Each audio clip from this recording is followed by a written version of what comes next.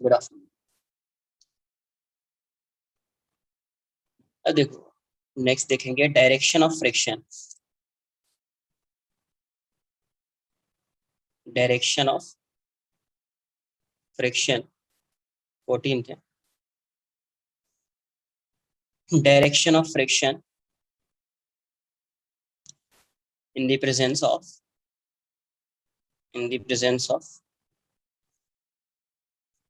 external force, in the presence of external force. Direction of friction in the presence of external force. External force के presence में direction of friction decide करना है कि क्या होएगा। ठीक है, तो एक बार ये एक बॉडी है,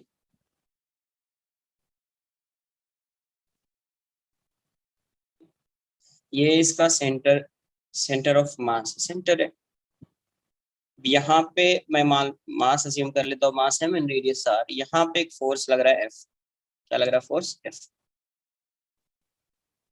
इससे जो इसका डिस्टेंस है ये है एच। Point of contact. तो अभी क्या होगा? फोर्स एक्टिंग, एक force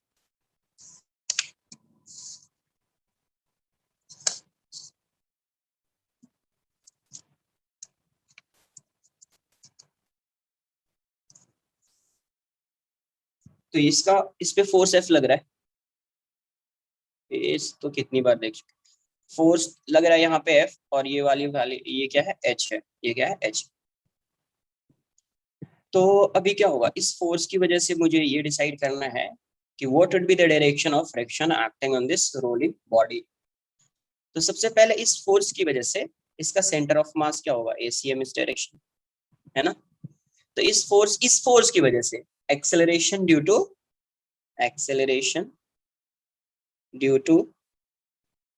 to force, applied force, ये F due to F, force F लिख देता हूं, ड्यू टू फोर्स एफ। इसकी वजह से इसका एक्सेलरेशन देख रहे हैं। ठीक है, तो एसीएम की वैल्यू क्या हो जाएगी? F by M. एसीएम क्या हो जाएगा? एफ बाई एम हो जाएगा। अभी फ्रिक्शन नहीं आया, ऐसा नहीं कि net acceleration of this body हो गया एफ बाई एम ना। एक्सेलरेशन ड्यू टू एफ है एफ बाई एम। इस एफ की वजह से एक्सेलरेशन है एफ बाई एम। क्योंकि अगर फ्रिक्शन लगेगा तो नेट फोर्स लिखना पड़ेगा आपको, then you can find the acceleration of this body. ACM acceleration due to F. तो अभी एंड इसके बहुत टॉर्क भी लगेगा। टॉर्क बहुत पॉइंट सी कितना हो जाएगा? H into F. यही एच है और एफ परपेंडिकुलर है, तो एच इंटू एफ। अच्छा देखो, ये एच होगा और ये एफ होगा, तो एच को थोड़ा सा शिफ्ट करेंगे। एच ये, एफ ये होगा आपका, एच ये होगा, तो ये एच क्रॉस एफ ऐसा आएगा क्लॉकवाइज डायरेक्शन। मतलब ये इस एफ, ये एफ क्या करेगा? इसको क्लॉकवाइज डायरेक्शन में रोटेट कराएगा। ये एफ इसको किस डायरेक्शन में रोटेट कराएगा? क्लॉकवाइज डायरेक्शन में। तो एच सी की वैल्यू क्या हो जाएगी? H into F. H C क्या होता है? I alpha equals to H into F, है ना। और एल्फा को आप क्या लिख सकते हैं? तो H F by I. H F by I, centre of mass के बहुत रोटेट कर रहा है तो आईसीएम लिख दीजिए। सेंटर ऑफ मास के बहुत रोटेट कर रहा है तो आईसीएम। आपको पता है कि आईसीएम जो लिखा आपने, आगे लिख देता हूँ, एल्फा ही आ गया। अब देखो, अगर ये यहाँ पे अब क्या आ गया? इस फोर्स की वजह से इसका एक्सेलरेशन आ गया और एल्फा आ गया। इस फोर्स की वजह से इसका एक्सेलरेशन आ गया और एल्फा आ गया। तो अब यहाँ से case when ACM equals to alpha R, body ACM से जा रही है, एल्फा से रोटेट कर रही है ना। एसीएम से जा रही है, एल्फा से रोटेट कर रही है। तो अब एसीएम की वैल्यू अगर एल्फा आर के इक्वल हो गई, if ACM equals to alpha R, तो ये कैसा कंडीशन आ जाएगा? प्योर रोलिंग हो जाएगा। ये क्या हो जाएगा? Pure rolling.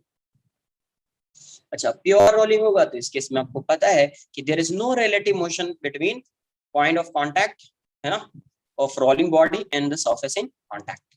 इसका कोई रिलेटिव मोशन नहीं होगा। तो रिलेटिव मोशन नहीं होगा तो बताए हॉरिजॉन्टल सरफेस पे फ्रिक्शन की वैल्यू क्या हो जाएगी? यहाँ पे जीरो आ जाएगी। फ्रिक्शन क्या हो जाएगा? जीरो हो जाएगा। एसीएम की वैल्यू क्या है, F by M equals to alpha क्या है, H F by I C M.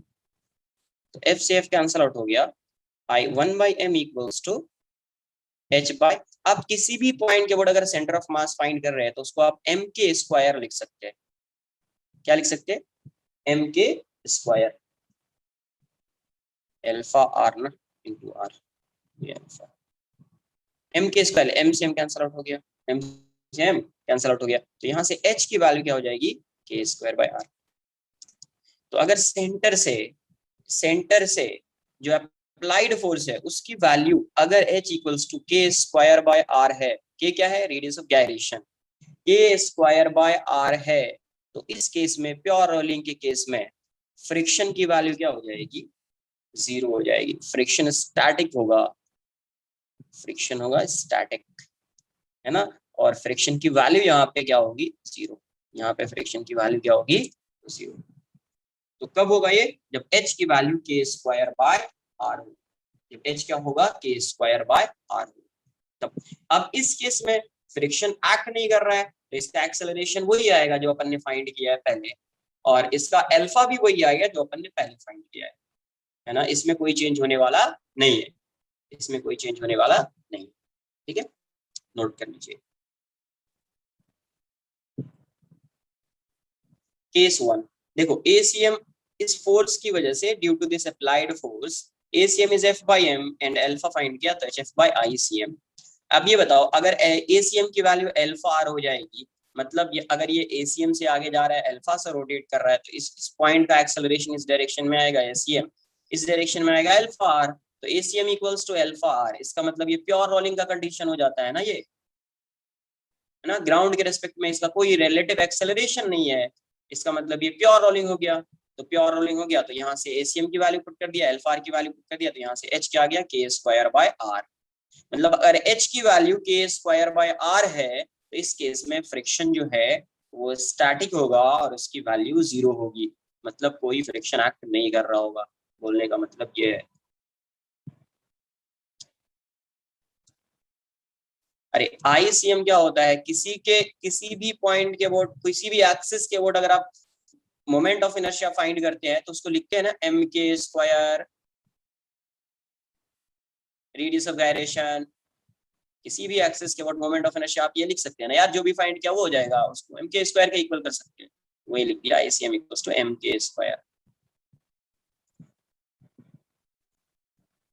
Note कर लीजिए।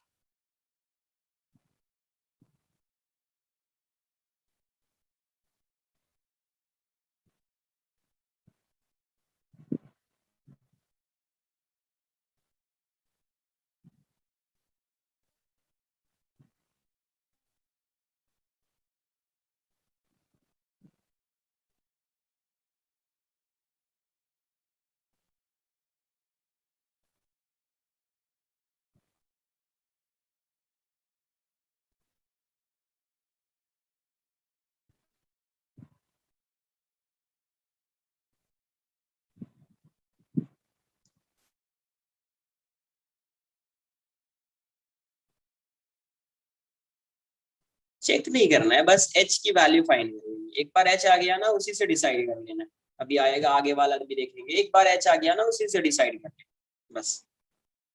सबसे पहले एच फाइंड कर लीजिए, है ना, और एच की वैल्यू के स्क्वायर बाय एच फाइंड कर लीजिए और के स्क्वायर बाय आर की वैल्यू फाइंड कर लीजिए। अब इक्वल है, ग्रेटर है, स्मॉलर है, उसी से समझ में आएगा डायरेक्शन ऑफ फ्रिक्शन क्या हो जाएगा, बस और कुछ नहीं।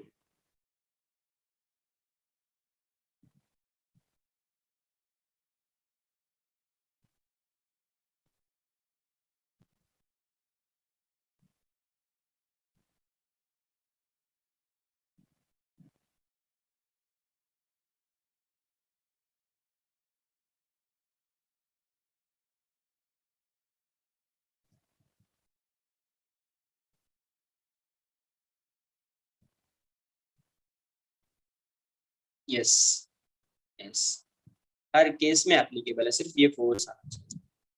नोट तो करो एक बार।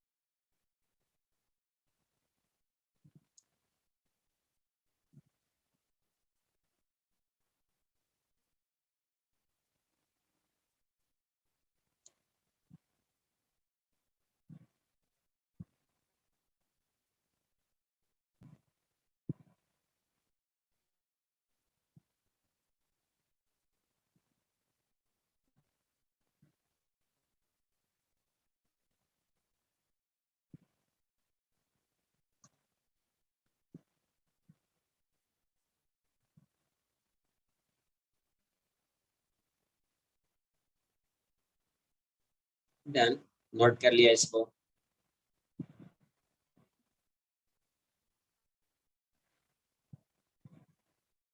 के वेर के इज, नहीं तो यहाँ पे साइड में लिख लो, where K is radius of gyration,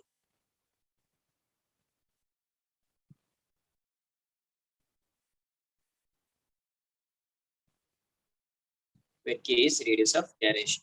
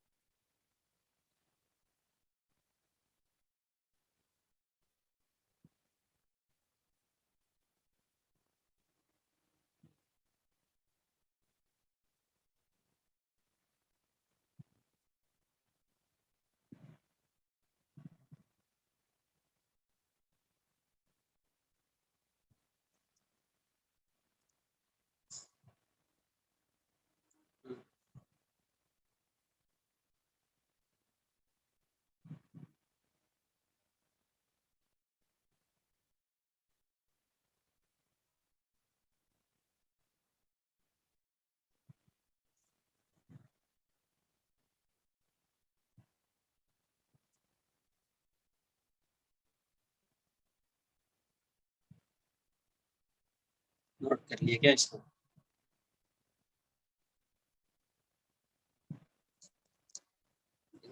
case two बना देता हूँ। डन।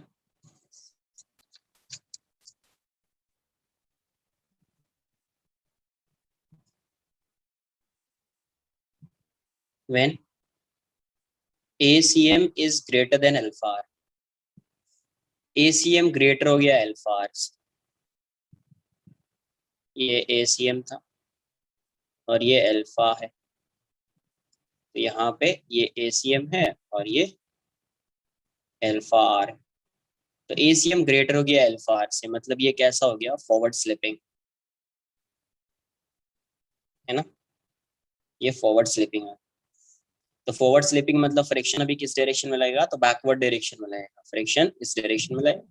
तो इसके लिए क्या कंडीशन आएगा, ACM F/m is greater than H। ये ACM कितना था, HF by ICM into R. तो ये F से F जाएगा, तो 1/m की जो वैल्यू होगी वो ग्रेटर हो जाएगी HR बाय, ये हो जाएगा MK², फिर से ये जाएगा, तो यहाँ से K² by R is greater than H। मतलब H की वैल्यू अगर लेस देन K/R आ रही है, if H is less than K/R, तो इस केस में जो फ्रिक्शन होगा तो वो तो काइनेटिक होगा, काइनेटिक। एंड डायरेक्शन जो होगा ये किस डायरेक्शन में लगेगा, तो बैकवर्ड्स। फॉरवर्ड स्लिपिंग है तो बैकवर्ड्स। इसका मतलब अगर फोर्स यहाँ पे लग रहा है तो फ्रिक्शन इस डायरेक्शन में लगेगा। अब इसका ACM डिफरेंट आ जाएगा क्योंकि फ्रिक्शन लग रहा है, तो आप जब लिखोगे तो F minus F equals to M into ACM लिखोगे, है ना। एंड टॉर्क जब लिखना होगा इस पॉइंट के अबाउट,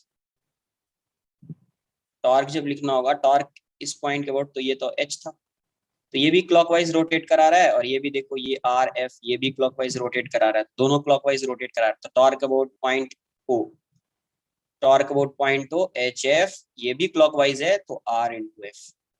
अब ये लिखेंगे आप ICM into alpha equals to HF plus R।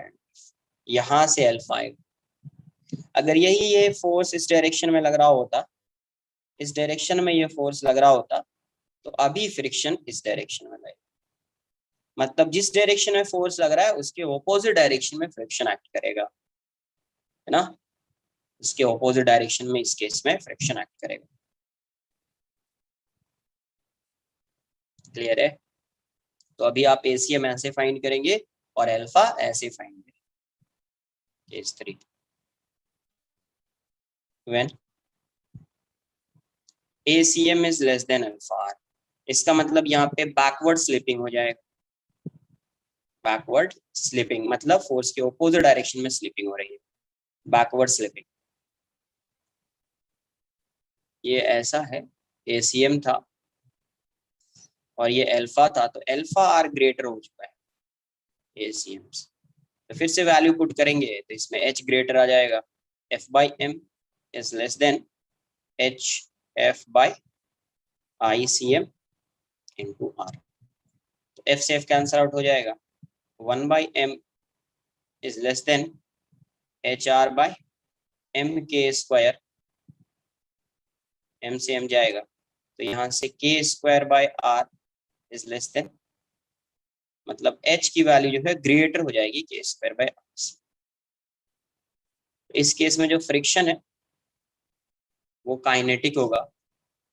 Backward slipping हो रही है तो फ्रिक्शन इस डायरेक्शन में लगेगा, बैकवर्ड स्लिपिंग हो रही है तो फ्रिक्शन फॉरवर्ड डायरेक्शन में एक्ट करेगा।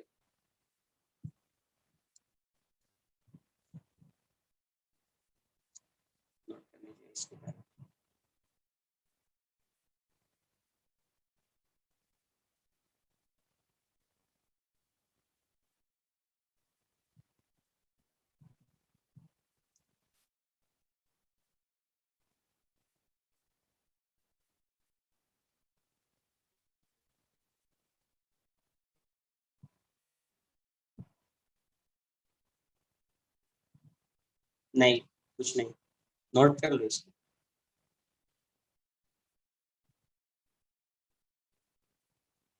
नोट करने के लिए बोला है, नोट कर लेना इसको।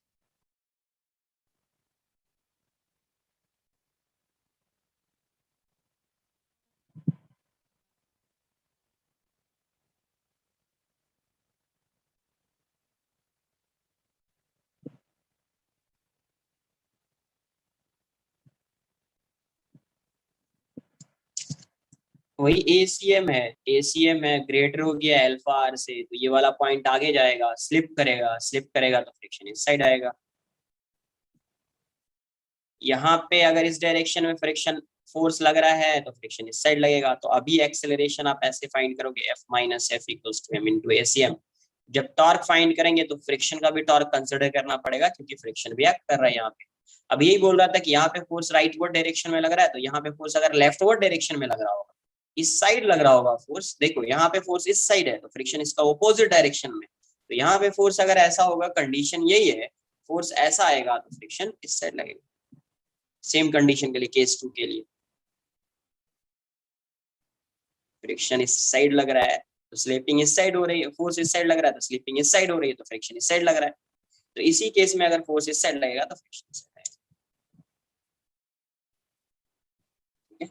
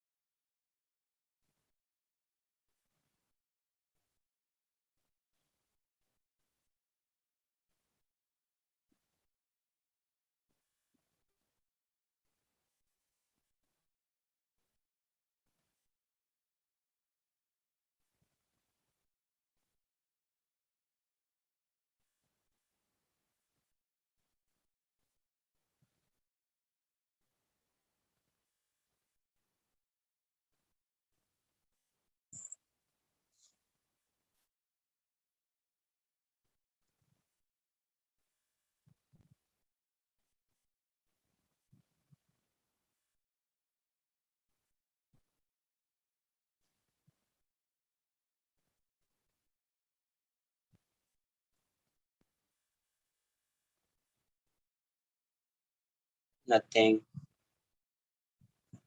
नोट कर लिया इसको।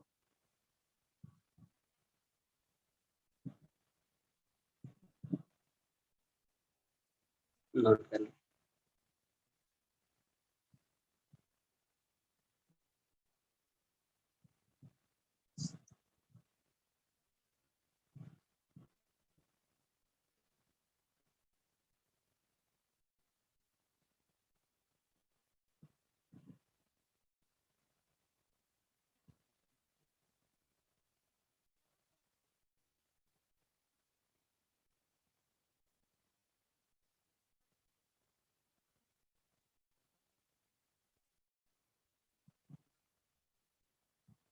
यस, इस केस में फ्रिक्शन राइट वर्ड डायरेक्शन, मतलब फॉरवर्ड डायरेक्शन।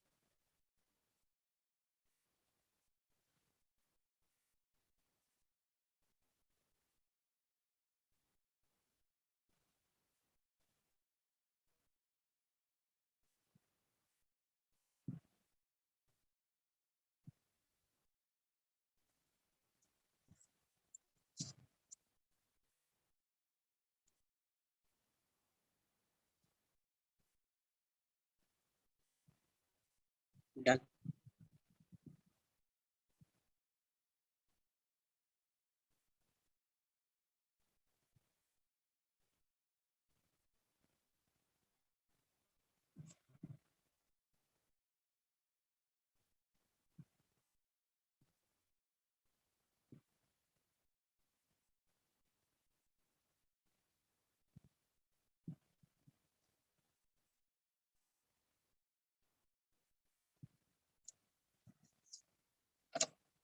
इस केस में क्या होगा, फ्रिक्शन जो है, अब यहाँ पे फोर्स लग रहा है, तो इस केस में फ्रिक्शन का डायरेक्शन भी होगा, इस डायरेक्शन में होगा, तो अभी एसीएम ये आ जाएगा, ये क्लॉकवाइज रोटेट कराएगा, ये एंटी क्लॉकवाइज रोटेट कराएगा, तो यहाँ से equation F plus F equals to M into ACM आ जाएगा, है ना। एंड सेकेंड क्या है, अब इसका अगर टॉर्क ग्रेटर है या इसका टॉर्क ग्रेटर है, उसके अकॉर्डिंग आप टॉर्क अबाउट आर लेंगे, तो ये टॉर्क अबाउट हो तो एच एफ, ये क्लॉकवाइज आएगा और ये एंटी क्लॉकवाइज ऐसा आएगा, माइनस एच इंटू एफ, ये क्या हो जाएगा, आई इंटू, इस डायरेक्शन में अल्फा देख रहे हैं, तो I C M into alpha equals to H F minus R F, ऐसा आएगा। अभी अगर ये ऐसा होता, मान लेते फोर्स इस डायरेक्शन में लग रहा होता, तो इस केस में फ्रिक्शन भी इसी डायरेक्शन में, फोर्स इस डायरेक्शन में लग रहा होता तो फ्रिक्शन भी इसी डायरेक्शन में एक्ट करता।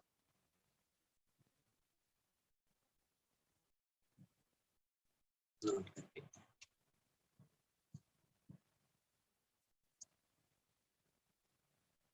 देखो क्या है कि अब अगर ये आप इसके लोअर हाफ, ये अभी जितना भी फोर्स लग रहा था एफ, वो अपर हाफ में लगा, अगर यही फोर्स लोअर हाफ में लग रहा होता, लोअर हाफ कहीं यहाँ पे लग रहा होता, इसके बिलो लग रहा होता, कहीं पे भी, यहाँ पे यहाँ पे यहाँ पे कहीं पे भी फोर्स लग रहा होता, तो अगर इसके लोअर हाफ में फोर्स लगेगा तो इसका जब टॉर्क अगर आप देखोगे, इसकी जो टेंडेंसी होगी रोटेट करने की, ये हमेशा ऐसे ही होगी,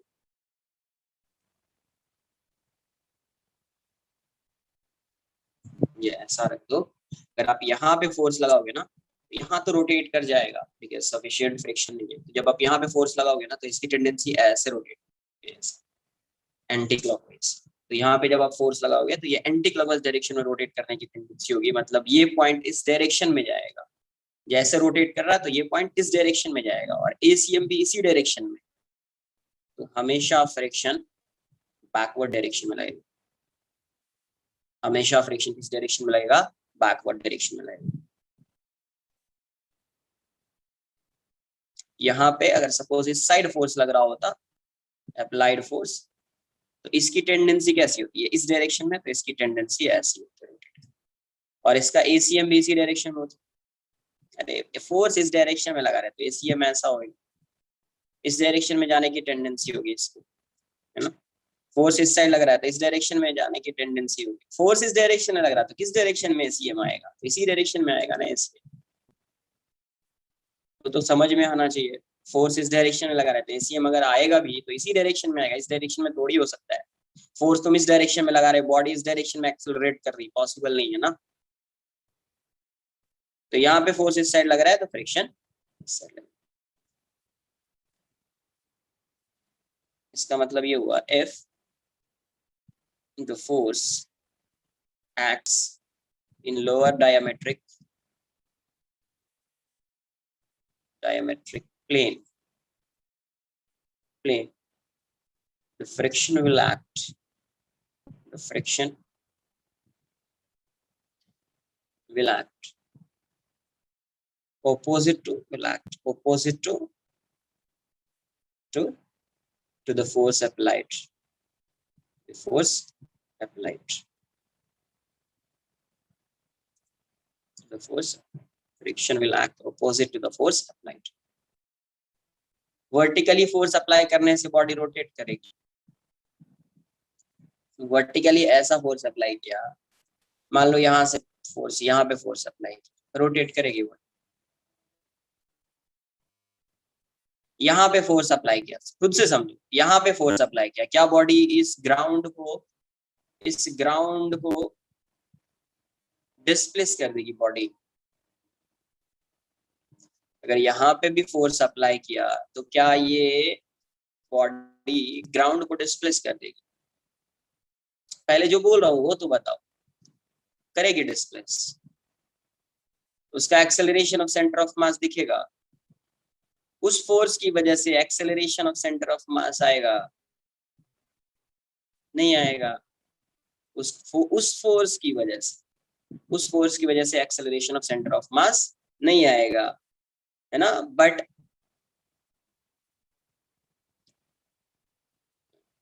बट अभी क्या होगा, अभी क्या होगा कि अब यहाँ पे फोर्स लगा रहे, सपोज यहाँ पे फोर्स लगा, सेंटर से पास होगा तो कोई, अगर सेंटर से फोर्स पास हो रहा है, अगर आप ऐसा फोर्स लगा रहे हो सेंटर से पास हो, तब तो रोटेट भी नहीं करेगा क्योंकि सेंटर ऑफ मास से ही पास हो रहा है.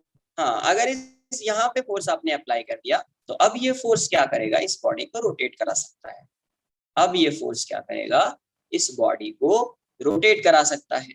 तो अब जब रोटेट कराएगा उसकी वजह से अब देखेंगे कि इस पॉइंट की टेंडेंसी, जैसे यहाँ पे फोर्स लगा रहे तो ये बॉडी को एंटी क्लॉकवाइज डायरेक्शन में रोटेट कराएगा. तो अगर एंटी क्लॉकवाइज डायरेक्शन में रोटेट करा रहा है तो इसकी वजह से इस पॉइंट की टेंडेंसी इस डायरेक्शन में जाने की होगी, तो ग्राउंड पे फ्रिक्शन इस साइड लगेगा. तो अब इस फ्रिक्शन की वजह से उसका एक्सेलरेशन आएगा. इस फ्रिक्शन की वजह से उसका एक्सेलरेशन आएगा. सेंटर ऑफ मास की वजह से एक्सेलरेट, मतलब ये अप्लाइड फोर्स की वजह से कोई एक्सेलरेशन नहीं होगा. आई बात समझ में?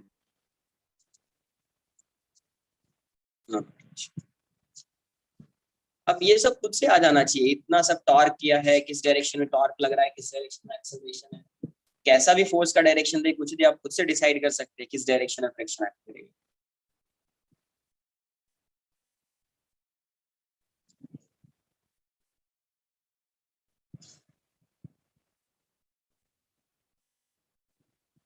कोई केस नहीं है, ये तो थर्ड का ही है ना, ये तो थर्ड केस का ही पार्ट है कि कैसे फाइंड करेंगे आप एसीएम इस केस में और अल्फा.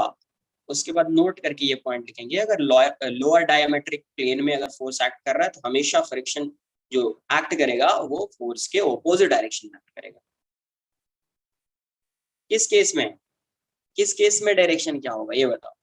इस केस की बात कर रहे हो या इस केस की बात? किस डायरेक्शन में फोर्स लगा है, फोर्स किस डायरेक्शन में लगा, इस यहाँ पे फोर्स किस डायरेक्शन में लगा है, ये बॉडी है, खुद से डिसाइड करो. यहाँ पे फोर्स लगा रहे, फ्रिक्शन इसके ऑपोजिट डायरेक्शन में लगा रहा है, तो फोर्स लग रहा है राइट वर्ड डायरेक्शन में. अगर ये डिस्प्लेस भी होगा तो एक्सेलरेशन किस डायरेक्शन में लगेगा, जिस डायरेक्शन में फोर्स लगा रहे हो. ऐसा थोड़ी कि बॉडी ऐसे रखी हुई है, फोर्स तुम इस डायरेक्शन में लगा रहे हो, फ्रिक्शन की वजह से इस डायरेक्शन में आएगा. ऐसा पॉसिबल है पॉसिबल कि तुम फोर्स इस डायरेक्शन में लगा रहे हो और बॉडी जो है फ्रिक्शन की वजह से इस डायरेक्शन में एक्सेलरेट कर रही है? पॉसिबल है क्या? नहीं है.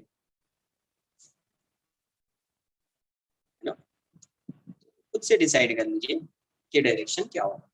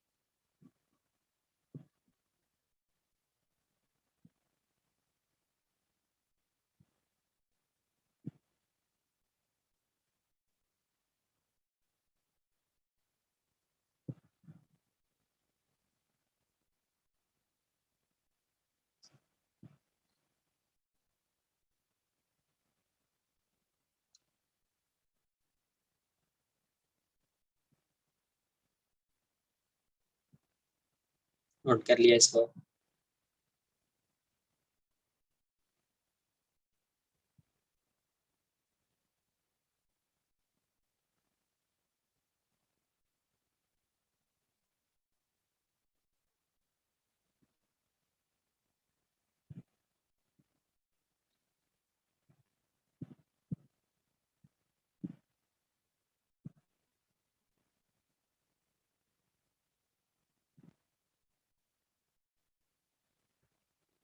डायमेट्रिक डबल एम होगा ना शायद, देख लेना एक बार।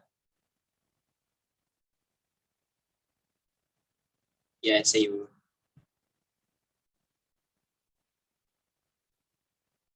एक ही है।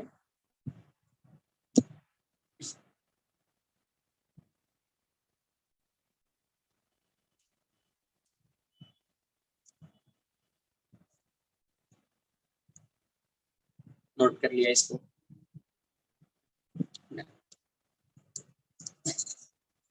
ऐसे एग्जाम्पल पूछ।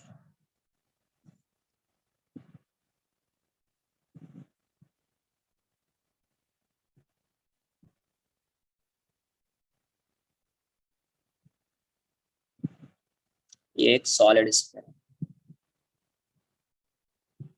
है। यहाँ पे मैंने फोर्स पहले ऐसे ही रखा हुआ था, रेस्ट में था, यहाँ पे फोर्स लगाया है, यहाँ से ये वाली वैल्यू एच, और एच की वैल्यू गिवन है। एच जो है वो है, मान लीजिए 2r/5 है। एच की वैल्यू 2r/5 है। आपको डायरेक्शन ऑफ फ्रिक्शन बताना है कि यहाँ पे डायरेक्शन ऑफ फ्रिक्शन क्या हो, सिर्फ डायरेक्शन ऑफ फ्रिक्शन बताना है।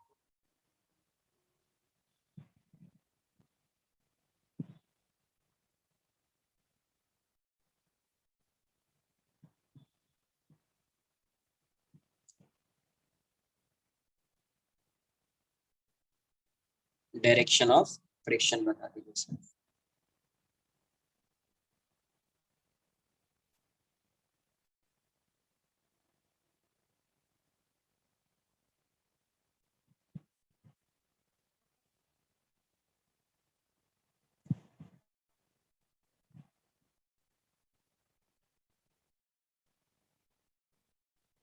फाइंड द डायरेक्शन ऑफ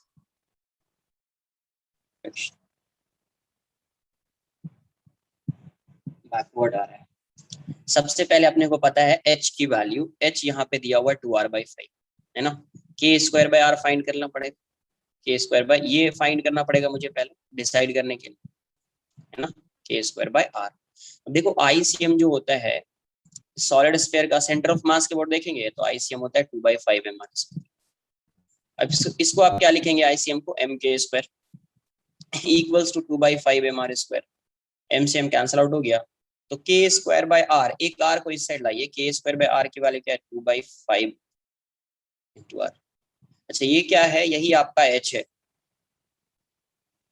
यही क्या है, यही है ना h, ये h गिवन।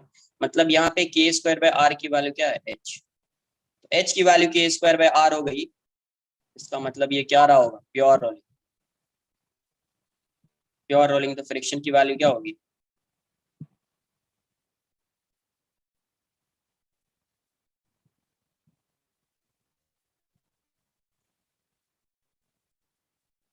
एच को किससे रिलेट करना होता है, k²/r से। तो आईसीएम क्या है, सॉलिड स्फीयर का सेंटर ऑफ मास के 2/5 m r², and ICM is mk²।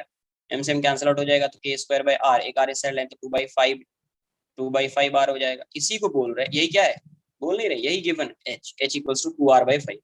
तो 2r/5 यही h है, मतलब k²/r इक्वल्स टू h।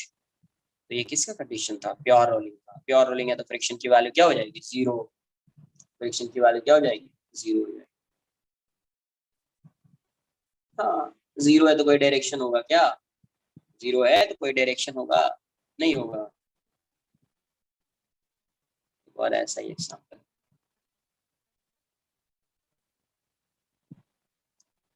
ये एक डिस्क है, और यहाँ पे भी एक स्टेप पुली। स्टेप पुली को स्पूल भी बोलते हैं, स्पूल।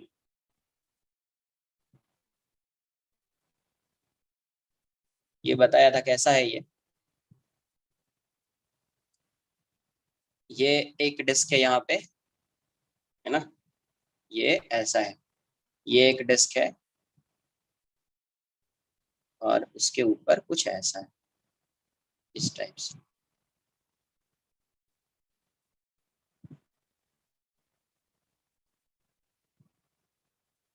कुछ आया समझ में?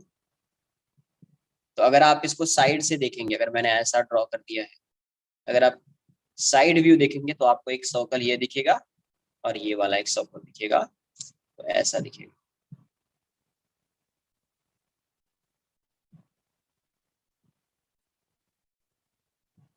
जरूरी नहीं है वो सिलेंडर रहेगा, वो सिलेंडर टाइप का दिखेगा, बट जरूरी नहीं कि इसका कुछ ज्यादा ही लेंथ होगा, वैसा कंपलसरी नहीं है, बट वो सिलेंडर रहेगा, वो सिलेंडर रहेगा। बट कंपलसरी नहीं कि बहुत ज्यादा लेंथ होगा, ऐसा भी हो सकता है। ये यहीं पे, यहीं से स्टार्ट हो रहा है ऐसा, बिल्कुल ऐसा, ऐसा ऐसा, इस टाइप से, ऐसा भी। सिलेंडर ज्यादा लेंथ नहीं होता है इसका, नहीं तो सिलेंडर दिखने लगेगा, बट सिलेंडर टाइप, मतलब सिलेंडर ही है बट लेंथ ज्यादा नहीं। बात आ रही है समझ में? तो यहाँ पे स्ट्रिंग को रैप कर दिया है, वैसा भी हो सकता है। तो अगर आप साइड से देखोगे तो आपको ऐसा दिखेगा। तो यहाँ पे टेंजेंशियली फोर्स लगा रहे हैं, तो यहाँ पे फोर्स लगा रहे एफ। यहाँ पे क्या फोर्स लगा रहे,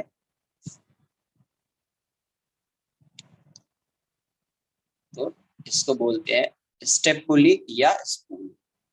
तो ये ऐसा हो जाएगा। अब इसका रेडियस आर है और इसका रेडियस आर है ना, इसका रेडियस, इसका रेडियस आर है ना। फ्रिक्शन जो है, friction is sufficient, friction is sufficient for rolling, sufficient friction है for rolling. Find the direction of friction, find the direction of friction, first case, find the direction of friction if a, R की value R by two के equal है, तब बताना है कि direction of friction क्या होगा, बी। जब आर की वैल्यू आर बाई थ्री हो जाएगी तब बताना है कि डायरेक्शन ऑफ फ्रिक्शन क्या होगा, डायरेक्शन ऑफ फ्रिक्शन क्या होगा।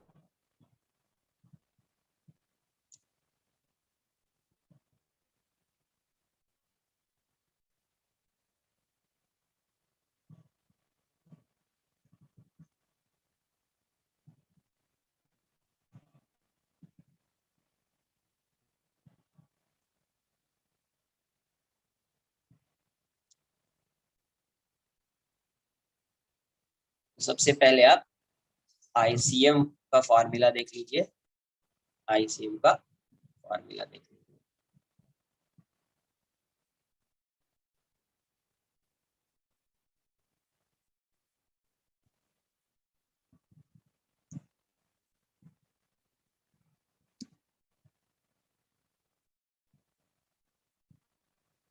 इस पूरे का मास जो है, ये समझना, इस पूरे का मास एम है ना, इस पूरे का, इस पूरे का मास एम है, एम।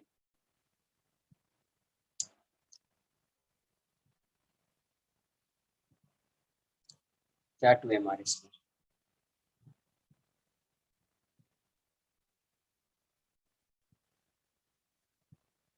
ये बताओ फ्रिक्शन किस पे लगेगा, यहाँ पे लगेगा ना फ्रिक्शन, फ्रिक्शन यहाँ पे लगेगा,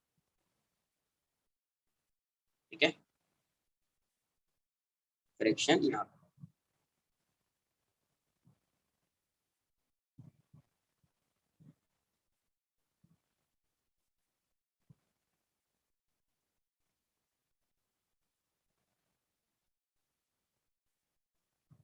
सबसे पहले आप M K square by are देख लीजिए, पहले नोट कर लीजिए इसको। तो अगर ये रोटेट करेगा तो सेंटर के वोट रोटेट करेगा, ये डिस्क, ये डिस्क अगर रोटेट भी कर रहा है तो किसके वोट रोटेट कर रहा है, सेंटर के। अरे टॉपिक तो मैं आज कंप्लीट कर दूं, मैं तो आज कंप्लीट कर दूं तुम्हारा रोटेशन, बट कोई फायदा नहीं हुआ, है ना। थ्योरी, थ्योरी बुक में भी होती है, उससे कोई फायदा नहीं होता। जब तक आपको क्वेश्चन सॉल्व करके समझ में नहीं आए।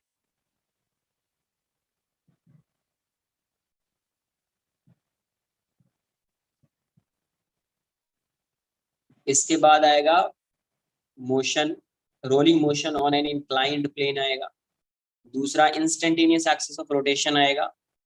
और थर्ड जो है वो आएगा टॉपलिंग। तो मेनली 3 टॉपिक्स है अभी इसमें, 3 टॉपिक्स 3 लेक्चर्स। ठीक है, मैं कंप्लीट कर दूंगा जल्दी, 3 लेक्चर्स में कंप्लीट कर, ठीक है, 3 लेक्चर्स में कंप्लीट कर देता हूँ। एनफ है 3 लेक्चर्स।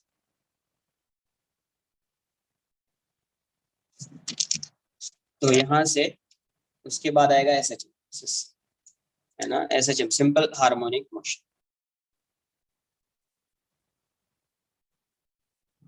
हाँ, आराम से 3 लेक्चर्स में आराम से ही होगा। फास्ट कराऊंगा तो 1 लेक्चर में हो जाएगा। देखो यहाँ पे जब सॉल्व करेंगे अपन, तो पहले आप क्या कीजिए, पहले के स्क्वायर बाय आर की वैल्यू को फाइंड कर लीजिए। तो पता है कि आईसीएम क्या होगा, डिस्क है, किसके वॉट रोटेट कर रहा होगा, M R square by 2। Centre of mass के वॉट रोटेट कर रहा होगा तो कितना आएगा, एम आर स्क्वायर बाई 2। और ये कितना होता है, M K square equals to M R square by 2। M से एम जाएगा तो के स्क्वायर बाय आर की वैल्यू कितनी हो जाएगी, आर बाय। तो फर्स्ट केस जो है ए, आर की वैल्यू कितनी है, आर बाई 2। आर की वैल्यू आर बाई 2 है तो यही एच है ना यार, इस केस में यही एच है, एच है आर बाई 2। तो ये एच है आर बाई 2, मतलब एच की वैल्यू किसके इक्वल हो गई, के स्क्वायर बाय आर की। इसका मतलब यहाँ पे प्योर रोलिंग होगा तो फ्रिक्शन की वैल्यू 0 हो जाएगी, यहाँ पे फ्रिक्शन की वैल्यू 0 हो जाएगी। सेकेंड केस, आर की वैल्यू कितनी है, आर बाई 3। आर की वैल्यू आर बाई 3 है, सबका लिए टोटल मास कंसिडर किया ना, ये देखो टोटल मास यूनिफॉर्म है, टोटल मास कंसिडर किया। ये जो मास है ना, ऐसा है, इसका टोटल मास है, मैं एक डिस्क बना दिया, एक डिस्क बना दिया जिसका टोटल मास क्या है, एम है। वरना फिर इसका अलग से फाइंड करना पड़ता, इसका अलग से फाइंड करना पड़ता। तो यहाँ पे आपको एक कैविटी दिख जाती इसके लिए, नहीं समझ में आया। अरे ये जो पुली होगी, तो ये इतना ही पार्ट में डिस्क होगा ना, ये वाला तो कैविटी में ये वाला मास रहेगा ना, है ना। तो मैंने टोटल मास मान लिया एम, या तो कैविटी नहीं कंसिडर किया, टोटल मास एम। तो इसके about moment of inertia total का कितना आएगा, एम आर स्क्वायर होगा, है ना। एम आर स्क्वायर बाई 2 होगा, एम आर स्क्वायर बाई 2 होगा, क्योंकि वो जो सिलेंडर दिखेगा आपको, जो स्मॉल जिसका लेंथ है, उसका भी उस एक्सेस के about M R square by 2 ही होता है। अलग से भी फाइंड करेंगे वही आंसर है। तो आर की वैल्यू कितनी है यहाँ पे, तो आर क्या है यहाँ पे, H equals to R by 3। तो अभी बताइए, ये है आर बाई 3 और ये है आर बाई 2, इसका मतलब यहाँ पे hair h is greater than k square by, sorry, ये 0.33, h is less than k square by r। h की वैल्यू कितनी है, r by 3 है, और k square by r की वैल्यू कितनी है, r by 2। तो ये 0.5 हो जाएगा, ये 0.33 r आ जाएगा। तो ये ग्रेटर हो गया इससे, h is less than k square by r। तो h अगर लेस है तो यहाँ पे फ्रिक्शन अगर राइटवर्ड डायरेक्शन में लग रहा है या फॉरवर्ड डायरेक्शन में लग रहा है, r प्लस r कैसे आएगा, किसके अबाउट रोटेट करेगा ये ऐसा है ना। ये बताओ, ये किसके अबाउट रोटेट करेगा, सेंटर ऑफ मास के अबाउट रोटेट करेगा। तो सेंटर ऑफ मास के अबाउट रोटेट करेगा तो यहाँ से फोर्स यहाँ पे लग रहा है, तो यही होगा ना एच, यही वैल्यू होगी ना यार एच।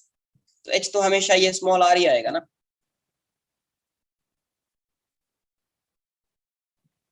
है ना। तो एच की वैल्यू इतनी है, तो ये H is less than K square by R. तो इसका मतलब यहाँ पे जो फ्रिक्शन होगा, H is less than K square by R, किसका कंडीशन होता था, H is less than K square by R, forward slipping होता, क्या होता था, फॉरवर्ड स्लिपिंग। ये इसका मतलब फॉरवर्ड स्लिपिंग। तो यहाँ पे जो फ्रिक्शन एक्ट कर रहा होगा, फ्रिक्शन वो होगा बैकवर्ड डायरेक्शन, किस डायरेक्शन में, बैकवर्ड्स।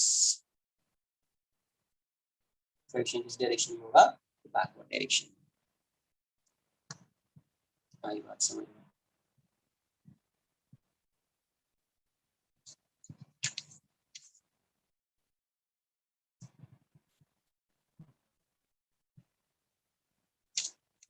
क्या फाइंड करना है? Direction of friction. क्या फाइंड करना है? Direction of friction. तो डायरेक्शन ऑफ फ्रिक्शन, जब आप कोई फोर्स अप्लाई कर रहे हैं, एक्सटर्नल फोर्स, तो उस केस में डायरेक्शन ऑफ फ्रिक्शन किससे डिसाइड करेंगे?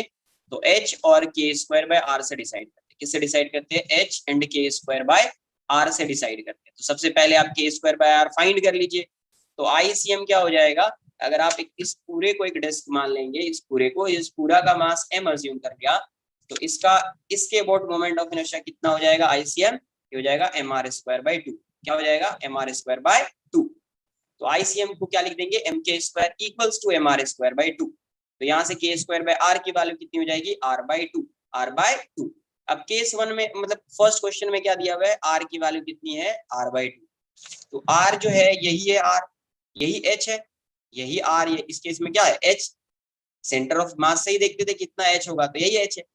तो r की वैल्यू r बाई 2, मतलब h की वैल्यू कितनी है? r बाई 2 है।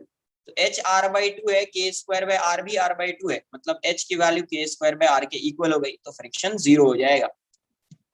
फ्रिक्शन जीरो हो जाएगा, स्टैटिक फ्रिक्शन है और इसकी वैल्यू जीरो हो जाएगी। अब बी केस में देख लेते हैं। बी में क्या था? r equals to r by 3। r क्या है? h। तो इस केस में h की वैल्यू r बाई 3 है, बट के स्क्वायर बाय r तो वही रहेगा। तो के स्क्वायर बाय r की वैल्यू हो गई r बाई 2। के स्क्वायर बाय r की वैल्यू क्या हो जाएगी? r by 2। तो ये 0.5 r है, ये 0.33 r है, मतलब K square by r is greater than h। तो यहाँ पे क्या दिख रहा है? Here h is less than K square by r। ये केस 2000 में h is less than K square by r। इस केस में देखिए क्या हो रहा था? Forward slipping. फॉरवर्ड स्लिपिंग के केस में आता है h is less than K square by r। h is less than K square by r। तो ये फॉरवर्ड स्लिपिंग है, तो फ्रिक्शन बैकवर्ड डायरेक्शन में लगेगा।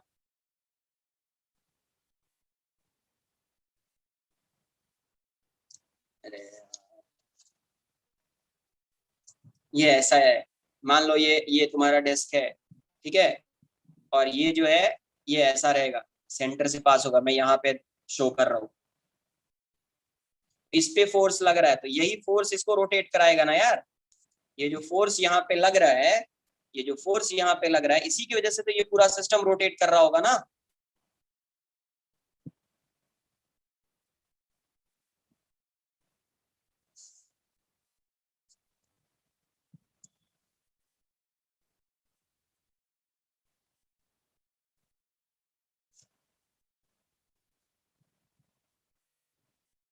एक क्वेश्चन कर लीजिए, ऐसा दिया, a thin spherical shell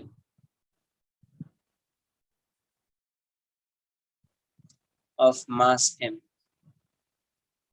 and radius r lying on a rough horizontal surface. Lying on a rough horizontal surface is hit sharply and horizontally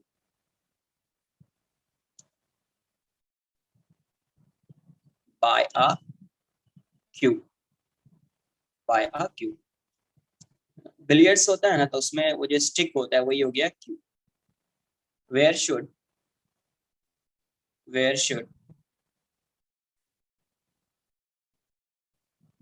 no where should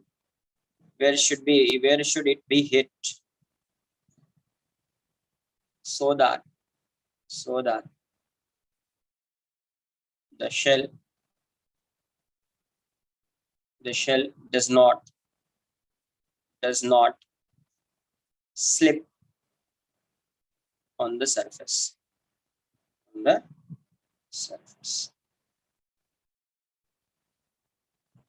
slip नहीं करेगा, मतलब प्योर रोलिंग मोशन है ना। ये ऐसा है, ये एक बॉल है, बट ये शेल है हॉरिजॉन्टल सरफेस पे ऐसा। यहाँ पे क्यूब, ये वो स्टिक रहेगी, यहाँ पे आके ये इसको इम्पल्स दिया, शार्प हिट, यहाँ पे जो हिट किया है शार्पली, इसका मतलब ये बॉल यहाँ पे है, इसको ऐसा इम्पल्स, ऐसे ही देते हैं, इम्पल्स दिया, तो वो बॉल मूव करेगा। तो वैसा मूव कर रहा है कि ये इसका प्योर रोलिंग हो रहा है, कहीं पे स्लिप नहीं हो रहा है। हाँ, आर के टर्म्स में आंसर रहेगा ये वाली वैल्यू एच। ये वाली वैल्यू क्या है? एच। इसका रेडियस आर है, मास एम। तो देखो जैसे ये क्या करेगा, इसको हिट करेगा, तो जैसे तुम इसको हिट करोगे ये आगे भी जाएगा और रोटेट भी करेगा, रोटेट करता हुआ आगे जाता है ये, है ना। अरे बिलियर्ड्स में तो ये होता है ना, जैसे आप हिट करो तो वो रोटेट भी करेगा और आगे भी जाएगा, मतलब इसकी वेलोसिटी भी आएगी और इसकी एंगुलर वेलोसिटी भी आएगी। इसकी वेलोसिटी भी आएगी उस इंस्टेंट पे और एंगुलर वेलोसिटी भी आएगी। और कंडीशन दिया हुआ है नो स्लिपिंग। नो स्लिपिंग मतलब फ्रिक्शन की वैल्यू क्या हो? नो स्लिपिंग मतलब फ्रिक्शन की वैल्यू क्या हो? जीरो। तो उसकी वजह से कोई मोमेंटम में चेंज नहीं आएगा। एक बार ट्राई कीजिए, देखिए क्या आ रहा है। अच्छा मुझे ये बताओ इस क्वेश्चन को कैसे अप्रोच करना है। Hit by sharply and horizontally by a cue. Cue मतलब वो ये स्टिक जो होता है ना, उसकी को बोलते हैं क्यू। इस क्वेश्चन को कैसे आप अप्रोच, तो सबसे पहला एक conservation of angular momentum. Conservation of angular momentum का मतलब वही इंपल्स दे रहे, याद है? करेक्ट आंसर, सही आंसर है तुम्हारा। इंपल्स दिया तो बताया है आपको कि जब इंपल्स दिया तो इंपल्स के केस में जे एल फाइंड करेंगे। जे एल क्या होता है? आर परपेंडिकुलर इनटू जे, याद है? बताया ये। एंगुलर इंपल्स फाइंड करते हैं तो एंगुलर इंपल्स जहां पे इंपल्स आ जाएगा ना, तो इसको आप जे मान लीजिएगा, इंपल्स। तो जे इंपल्स दिया तो इसकी वजह से इसका एंगुलर मोमेंटम आएगा। और एंगुलर मोमेंटम क्या होता है? Angular impulse. एंगुलर इंपल्स क्या होता है? Change in angular momentum. ये हो जाएगा। और दूसरा क्या है कि जैसे आपने इंपल्स दिया, इंपल्स की वजह से इसका मोमेंटम भी चेंज होगा, तो J equals to delta P. J equals to delta P. Question note कर लीजिए, एक बार सॉल्व करता हूँ।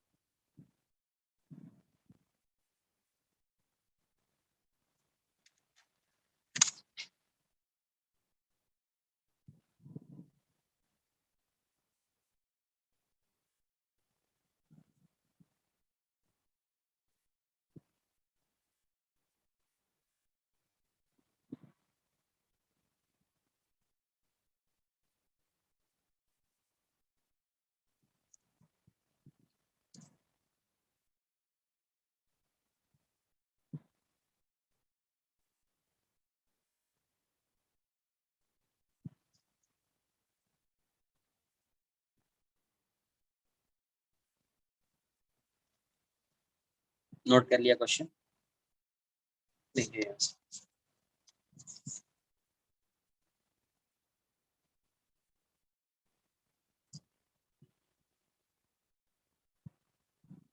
दो मेथड है सॉल्व करने के, सिंपल सा मेथड है। पहले सिंपल सा मेथड बताऊंगा। मान लीजिए यहाँ पे आके ये हिट कर रहा है तो इसका इंपल्स दे रहा होगा जे। एक बार फोर्स से सॉल्व करेंगे, ये इंपल्स है, इसने कुछ इंपल्स दिया होगा तो ये इंपल्स आ गया। इस इंपल्स की वजह से इसके सेंटर ऑफ मास की वेलोसिटी आ जाएगी वीसीएम। और यहाँ पे जो फ्रिक्शन होगा ये तो जीरो है क्योंकि प्योर रोलिंग है। प्योर रोलिंग है तो जीरो आ जाएगा। तो इस पहले सबसे पहले impulse momentum theorem. Impulse momentum theorem क्या होता है? J equals to change in linear momentum.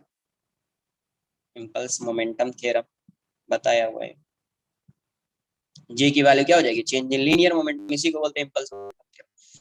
तो जे की value P final minus P initial, इतना नहीं लिखना है, डायरेक्ट लिख देना है क्योंकि पहले रेस्ट में था पी फाइनल एम वीसीएम हो गया। पहले ये रेस्ट में था तो ये जीरो, तो डायरेक्ट आप लिख सकते थे J equals to M into VCM, है ना। एंड दूसरा एंगुलर इम्पल्स वाला केस लगाएंगे तो जेएल की वैल्यू क्या हो जाएगी? तो R perpendicular into J, JL हो जाएगा change in angular momentum, R perpendicular ही इसका क्या है, यही है एच, यही एच है। तो एच इंटू जे, ये क्या हो जाएगा I omega, I C M into omega, initially तो 0 था, तो एच इंटू जे, तो आई सी एम कितना है 2/3 mr² into omega equals to H, J की वैल्यू यहाँ से पुट कर दीजिए एम वी सी एम, तो एम से एम कैंसल आउट हो जाएगा, फ्रॉम वन, तो 2/3 r², ओमेगा को आप लिख सकते हैं VCM by R, H by VCM, since pure rolling है तो VCM की वैल्यू ओमेगा आर हो जाएगी, VCM से VCM कैंसिल आउट हो जाएगा, आर से आर कैंसिल आउट हो जाएगा, एच की वैल्यू हो जाएगी 2/3r, एच की वैल्यू कितनी हो जाएगी 2/3r, यही आपका आंसर है। तो एक बार बस एक ही स्टेप यहाँ पे आएगा, 2-3 स्टेप यहाँ पे आएगा, इतना तो ऐसे ही है कि स्टेप लिख रहे हैं इसलिए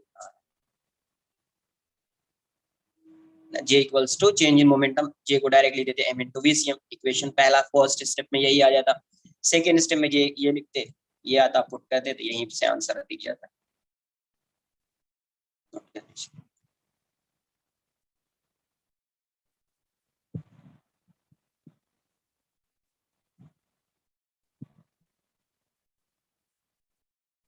इसको आप फोर्स से भी सॉल्व कर सकते थे, आंसर वही आता।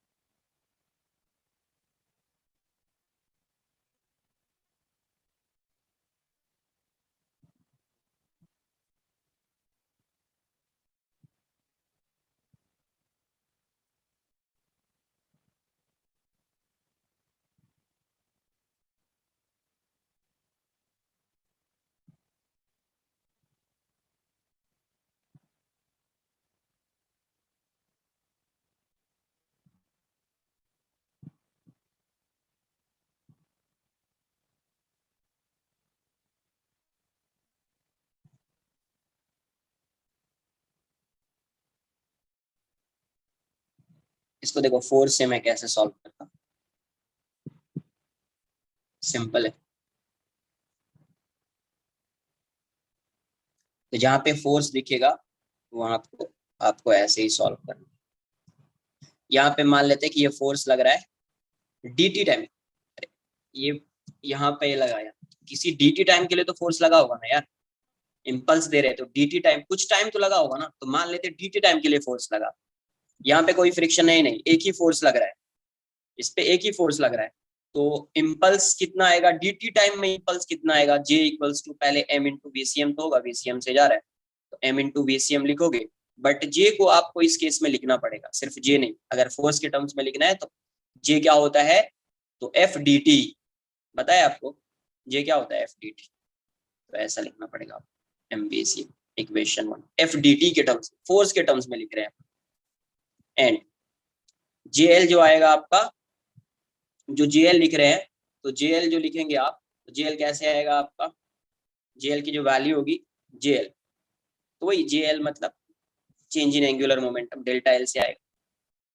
डेल्टा एल से आएगा, डेल्टा एल पहले लिख देगा, तो ये क्या आ जाएगा अभी आपका JL, तो JL जो है, JL जो है ये एंगुलर इंपल्स है, ये क्या है एंगुलर इंपल्स। तो अब ये बताइए एंगुलर इंपल्स क्या होता है, टॉर्क से रिलेट करेंगे इसको, टाउ dt, वेरी गुड, क्या लिख दिया tau dt equals to I omega. अच्छा टाउ क्या होगा, इसी फोर्स का टॉर्क आ रहा है, तो टॉर्क क्या होगा, ये वाला डिस्टेंस अगर h है तो hf हो जाएगा, hf dt equals to I C M into omega, तो 2/3 mr² इंटू स्मॉल एम, है ना। अब देखो यहीं से एफ डी टी, पहले यहाँ पे जे की वैल्यू पुट कर देते हैं, यहाँ पे अभी एफ डी टी की वैल्यू पुट करेंगे, एफ डी टी क्या है एम बी सी एम, तो एच इंटू हो जाएगा M B C M, 2/3 M R square omega, कहाँ से आया, फ्रॉम फ्रॉम एम से एम कैंसल आउट हो जाएगा, एच ये वीसीएम क्या हो जाएगा, omega into R, pure rolling है तो VCM is omega R, 2/3 R square into omega, omega से ओमेगा कैंसल आउट हो जाएगा, एक आर भी कैंसल आउट हो जाएगा, एच की वैल्यू कितनी हो जाएगी, 2/3 आर, 2/3। तो ऐसे भी सॉल्व करेंगे तो ये है, देखो ये सिंपल दिख रहा था इसीलिए ऐसा आया है, बट अगर यहाँ पे फ्रिक्शन लग रहा होता तो अब ये बताओ, जैसे ये फोर्स लगा ड्यूटी टाइम के लिए, तो ड्यूटी टाइम में उस टाइम में तो फ्रिक्शन भी एक्ट कर रहा होता ना, तो फ्रिक्शन का भी इंपल्स आ जाता।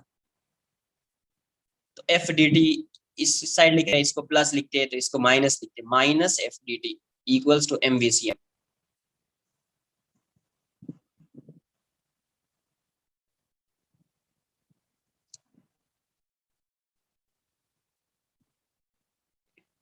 नोट कर लीजिए।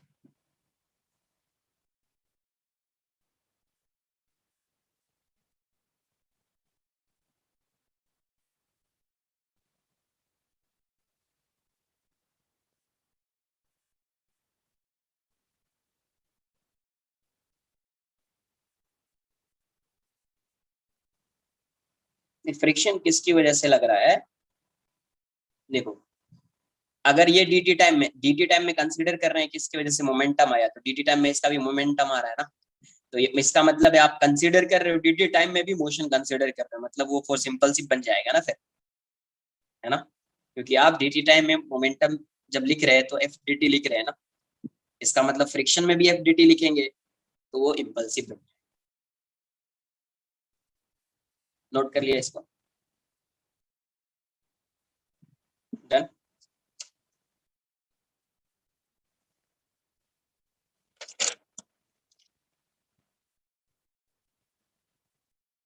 नेक्स्ट लिखेंगे rolling motion on an inclined plane. इसमें आगे भी कुछ क्वेश्चंस कराऊंगा, है ना, कभी कभी आता रहेगा। वह भी rolling motion on an inclined plane की रोलिंग ही है, बट ये इंक्लाइंड प्लेन पे हो रहा है, कैसा हो रहा है, इंक्लाइंड प्लेन पे।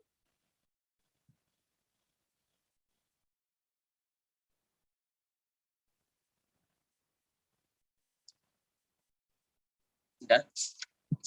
Rolling motion on an inclined plane,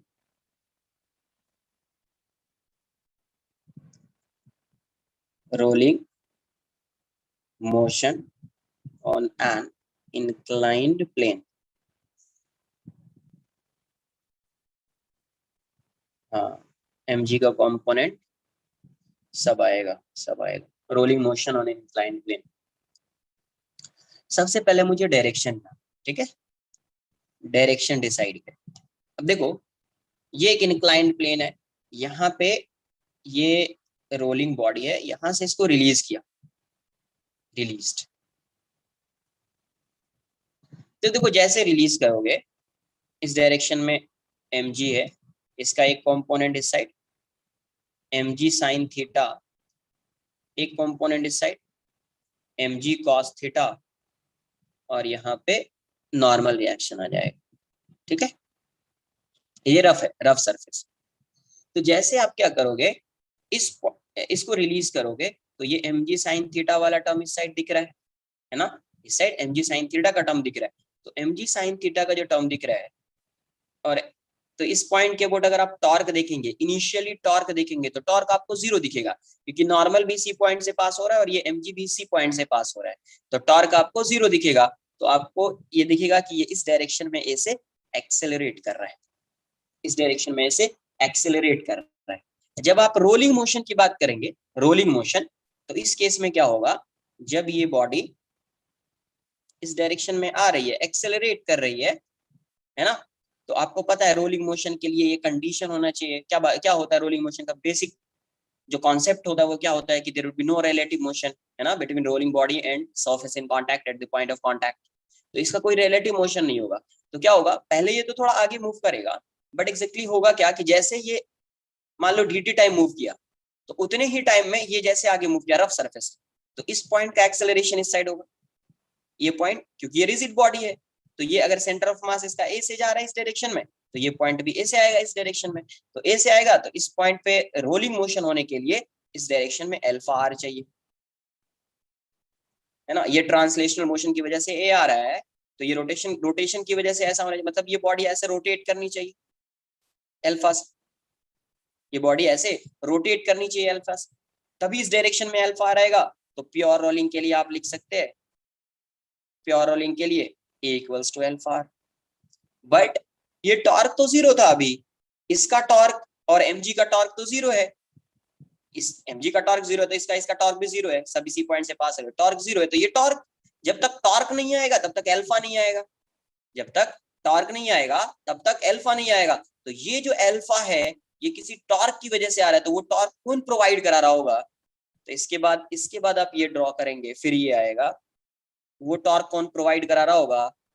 तो जैसे ये इस डायरेक्शन में आ रहा है, तो अब देखो टॉर्क कैसा आ रहा है, एंटी क्लॉकवाइज, तो यहां से आर ये है टॉर्क, तो ये फ्रिक्शन तो यहीं पे लगेगा, ये आर ये है, आर ये है, अगर आर ये है तो क्या होना चाहिए, एंटी क्लॉकवाइज टॉर्क आने के लिए फ्रिक्शन किस डायरेक्शन में लगना चाहिए, इस डायरेक्शन, ठीक है, तो ये आर है तो शिफ्ट कर दिया थोड़ा सा, तो ऐसा आ जाएगा एंटी क्लॉकवाइज डायरेक्शन में, आर से एफ के टुवर्ड्स मूव किया, है ना।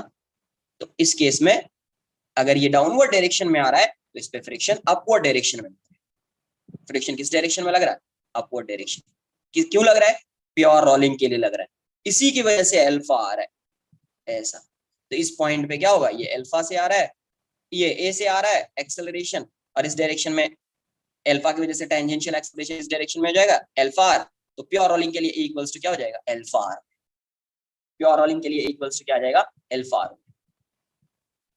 आई बात समझ। तो इस केस में ये क्या हो रहा है, डाउनवर्ड डायरेक्शन में आ रहा था, अब क्या किया, किसके वोट, किसके वोट टॉर्क आएगा, ये बताओ, ये बॉडी किसके वोट रोटेट करेगी, पहले आप ये बता दीजिए, ये बॉडी किसके वोट रोटेट करेगी, सेंटर ऑफ मास, तो टॉर्क, टॉर्क जब आप इस पॉइंट के वोट फाइंड करेंगे तो इसका टॉर्क आएगा, नहीं आएगा ना यार। और आपको ये भी बताया है कि किसी बॉडी के सेंटर ऑफ मास से अगर फोर्स पास हो रहा है तो उसका टॉर्क जीरो, उस फोर्स की वजह से उसका टॉर्क क्या आएगा, जीरो, है ना। अब देखिए क्या किया, एक रोलिंग बॉडी है, रिजिड बॉडी ही है बट ये रोल कर रहा है, अब इसको क्या किया, इंपल्स दिया, इस डायरेक्शन में इंपल्स दिया, तो इसकी कुछ इनिशियल वेलोसिटी है, इसकी कुछ इनिशियल वेलोसिटी है, तो अब ये अपवर्ड डायरेक्शन में जाएगा। अच्छा ये बताओ, अगर ये अपवर्ड डायरेक्शन में जाएगा तो कुछ टाइम के बाद इसकी वेलोसिटी तो जीरो हो जाएगी ना, आफ्टर आफ्टर सम टाइम, है ना, इट्स वेलोसिटी बी जीरो, क्यों जीरो होगी, क्योंकि ये अपवर्ड डायरेक्शन में जा रहा है और एम जी साइन थीटा का जो कंपोनेंट है वो इस डायरेक्शन में है, एम जी कॉस थीटा इस डायरेक्शन में है और नॉर्मल इस डायरेक्शन में है, तो नॉर्मल तो ये दोनों बैलेंस करेगा, इसको कोई बैलेंस अभी नहीं कर रहा है, तो जैसे ये आगे मूव करना चाहेगा ये इसको क्या करेगा, रिटार्ड करेगा, मतलब ये अगर ये अपवर्ड डायरेक्शन में मूव कर रहा है तो इसका एक्सेलरेशन बैकवर्ड डायरेक्शन में, डाउनवर्ड डायरेक्शन में होगा। ये बात आई समझ में,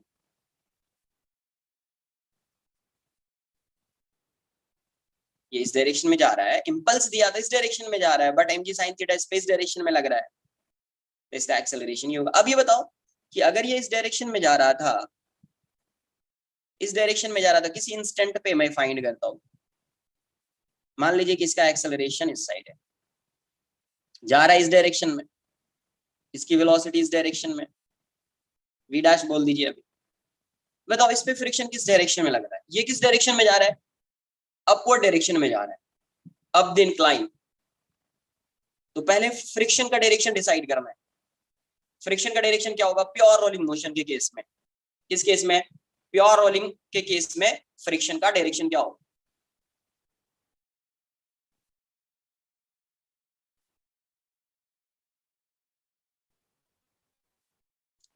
अरे प्योर रोलिंग के केस में फ्रिक्शन का डायरेक्शन क्या होगा,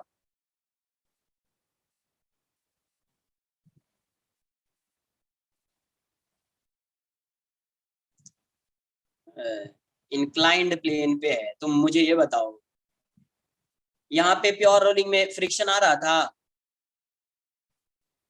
प्योर, ये बताओ इसका एक्सेलरेशन कभी जीरो हो सकता है इस पे, इसका एक्सेलरेशन इस इंक्लाइंड प्लेन पे कभी जीरो होगा, नहीं होगा, जब एक्सेलरेशन जीरो नहीं है तो इस पॉइंट का एक्सेलरेशन इस डायरेक्शन में ए, तो इस डायरेक्शन में अल्फा आर आना चाहिए या नहीं आना चाहिए? प्योर रोलिंग के लिए अल्फा आर आएगा ना। तो ये अल्फा कहां से आ रहा है? अल्फा फ्रिक्शन की वजह से आ रहा है।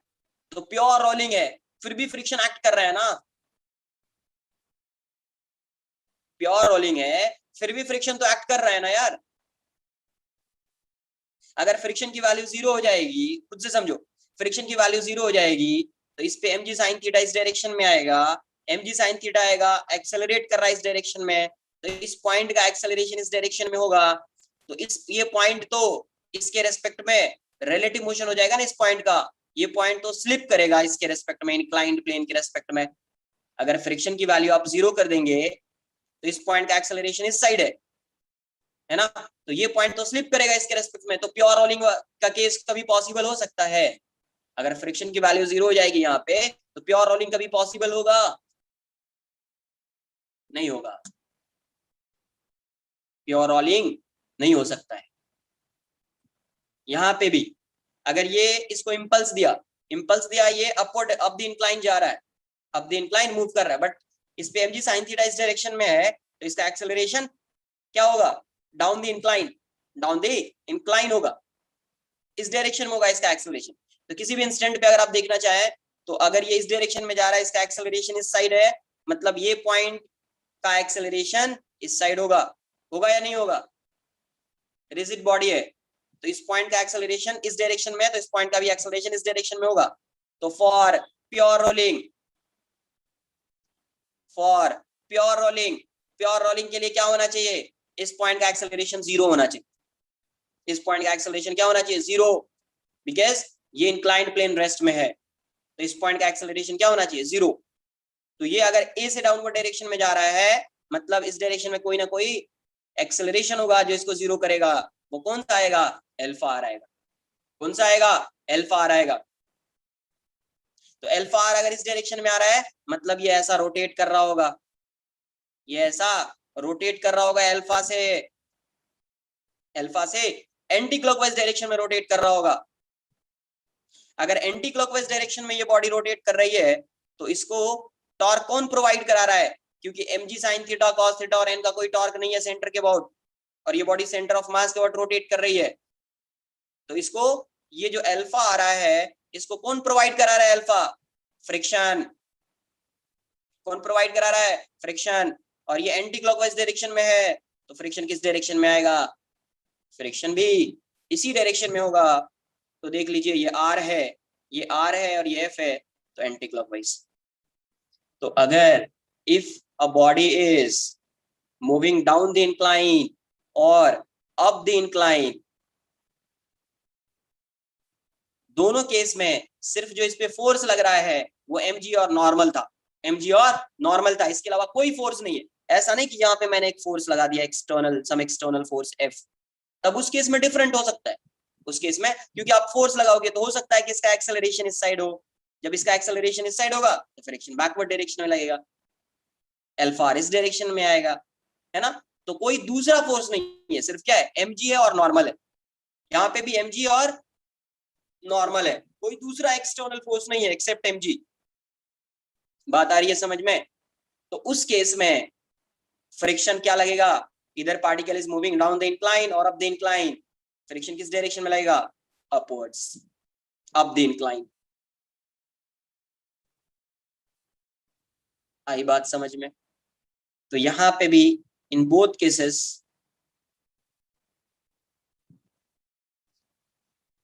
फ्रिक्शन जो होगा for pure rolling, for pure rolling friction जो आएगा up the incline, up the incline. ऐसा नहीं कि वेलोसिटी के ऑपोजिट डायरेक्शन में लगेगा, अप द इंक्लाइन। ये बात क्लियर है? किसी को कोई डाउट है? कैसा मोशन है ये? कैसा मोशन, कैसा मोशन हो रहा है ये बताओ। जिसका डाउट है उसी से पूछ रहा हूँ, फिर तुम्हारा डाउट खुद से क्लियर हो जाएगा। मोशन कैसा? नहीं, वो तो एक्सेलरेटेड है, pure rolling, rolling with sliding, slipping, ये इसके रेस्पेक्ट में कॉन्टेक्स्ट में बात कर रहे हैं ना अभी, तो प्योर रोलिंग करेक्ट। तो प्योर रोलिंग में कैसा फ्रिक्शन एक्ट करेगा, प्योर रोलिंग में कैसा फ्रिक्शन एक्ट करेगा,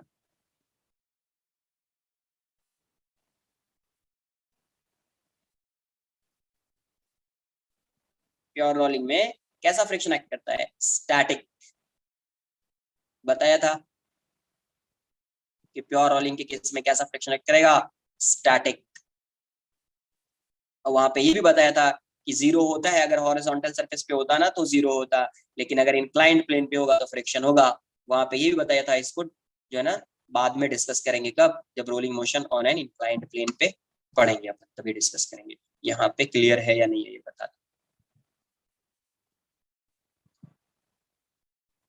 ठीक है।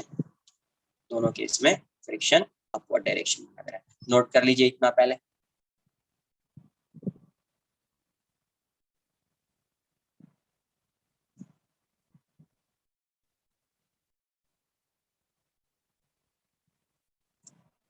अच्छा ये बताओ मुझे बस थोड़ा सा, अगर ये बॉडी प्योर रोलिंग मोशन कर रही है, यहाँ से यहाँ तक आ रही है, तो क्या इसके एनर्जी में कोई चेंज हो सकता है क्या, एनर्जी, एनर्जी इसका लॉस होगा क्या, ये बॉडी यहाँ से यहाँ पे आ रही है, रफ सरफेस है, प्योर रोलिंग मोशन है, नहीं होगा, नहीं होगा। तो जब पोजीशन चेंज होता है तो आप कंजर्वेशन ऑफ एनर्जी भी यूज कर सकते हैं, कंजर्वेशन ऑफ एनर्जी से भी इसकी वेलोसिटी, अभी मैं इसका एक्सेलरेशन फाइंड करूंगा, इसकी वेलोसिटी फाइंड करूंगा, और यहाँ पे जो फ्रिक्शन एक्ट कर रहा है उसकी वैल्यू फाइंड करूंगा। तो आप जो है वेलोसिटी की वैल्यू, आपको पता है वेलोसिटी फाइंड करना है, तो आप कंजर्वेशन ऑफ एनर्जी से भी फाइंड कर सकते हैं, बिकॉज स्टैटिक फ्रिक्शन एक्ट कर रहा है, तो work done by static friction on a system is always zero.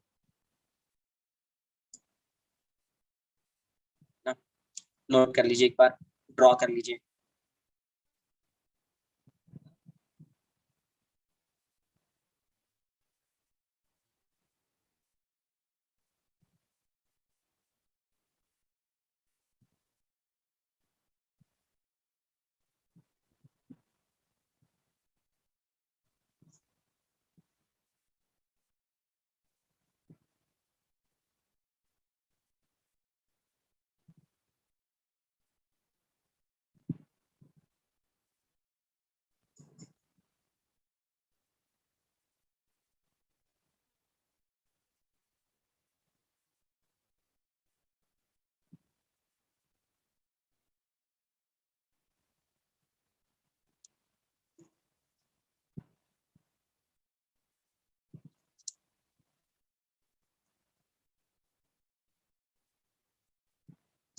थोड़ा सा स्पीड फास्ट करो, इतना स्लो मत रहो यार, इतना स्लो में फिर ऐसे ही होगा, फिर थोड़ा फास्ट, ये चैप्टर के बाद जो है जब एसएचएम स्टार्ट करेंगे तुम लोग थोड़ा फास्ट रहना, ठीक है,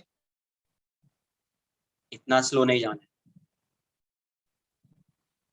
क्योंकि एसएचएम ग्रेविटेशन अभी 11th का ये दो चैप्टर भी बचा हुआ, फिर आएगा 12th का, तो थोड़ा फास्ट रहेंगे तो एक बार अब थोड़ा मोमेंटम जो है ना तुम लोग को मिल जाना चाहिए, मोमेंट, इतना स्लो नहीं रहना है, फास्ट नोट कीजिए थोड़ा सा।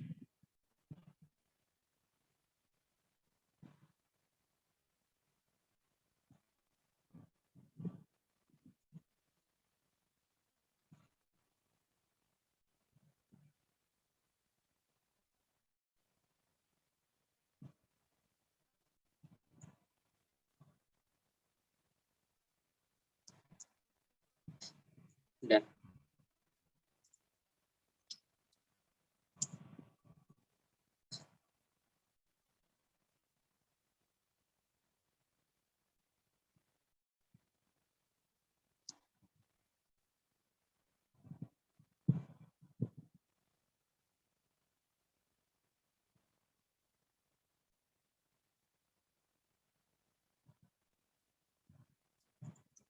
यहाँ से क्या आएगा, फ्रिक्शन अप द इंक्लाइन लग रहा है,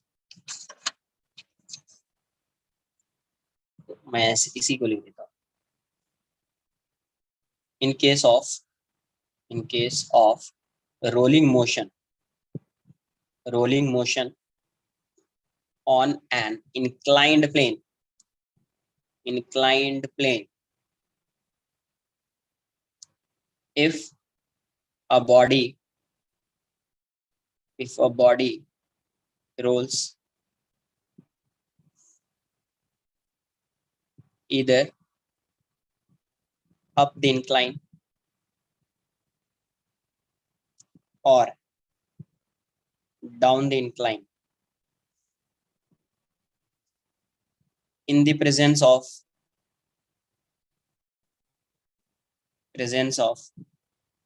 force due to gravity, force due to gravity,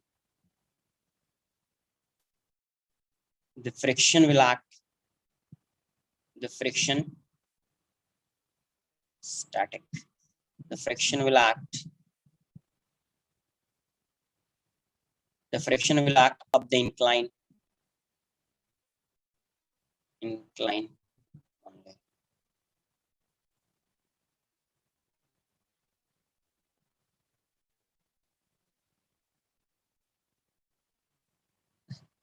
क्यों एक्ट करेगा? तो देखो दोनों केस में, है ना, दोनों केस में ऐसे लिख देता, इन बोथ केसेस ये जो होगा एक्सेलरेशन जो होगा ACM, ये होगा डाउन द इंक्लाइन, है ना। तो फॉर प्योर रोलिंग तो अल्फा आर जो होगा वो होगा up the incline, for pure rolling. इसका मतलब अल्फा जो आएगा वो आएगा एंटी क्लॉकवाइज। तो इसके लिए अल्फा के लिए जो फ्रिक्शन होना चाहिए वो होना चाहिए अप द इंक्लाइन, है ना।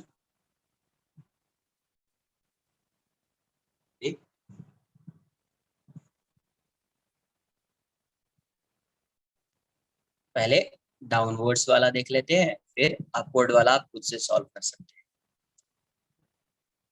मान लो यहां से इसको रिलीज कर रहे हैं, तो रिलीज करेंगे तो mg इस साइड लग रहा है साइन थीटा,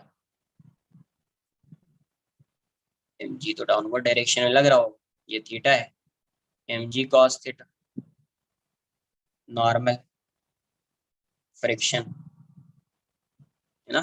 फ्रिक्शन की वैल्यू को म्यू एन नहीं लिखा क्योंकि स्टैटिक है, तो कैसा है, स्टैटिक है प्योर रोलिंग। तो इसका मोशन कैसा हो रहा है, अल्फा आएगा, इसका मोशन जो है एसीएम को ये बोल रहे हैं। तो इसका मोशन जो है वो ट्रांसलेशनल मोशन भी है और रोटेशनल मोशन भी है। तो ट्रांसलेशनल मोशन के लिए फोर्स का इक्वेशन आएगा, है ना। तो ट्रांसलेशनल मोशन के लिए फोर्स का इक्वेशन मतलब mg sin theta minus f equals to m into A, equation 1। Rotational के लिए क्या आएगा, इस ओ पॉइंट के वो टॉर्क वो पॉइंट वो सिर्फ फ्रिक्शन का टॉर्क आएगा, तो r इंटू एफ, तो ये कितना आएगा, down ICM into alpha equals to r into F. ICM को मैं लिख देता हूँ एम के स्क्वायर, लिख तो सकते हैं एम के स्क्वायर, किसी भी मोमेंट ऑफ इनर्शिया को आप एम के स्क्वायर लिख सकते हैं, r इंटू एफ, या ICM ही। अल्फा की वैल्यू कितनी हो जाएगी, RF by ICM, RF by ICM।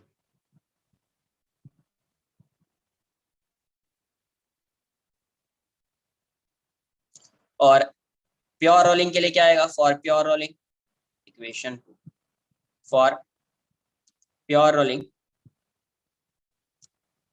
Pure rolling के लिए क्या हो जाएगा, इसको इसको ये 2 मान लो ना, for pure rolling A equals to alpha R, equals to alpha R, equation 3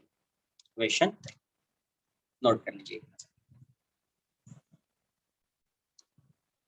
In case of rolling motion on an inclined plane, if a body rolls either up the incline or down the incline in the presence of force due to gravity, the friction will act up the incline only.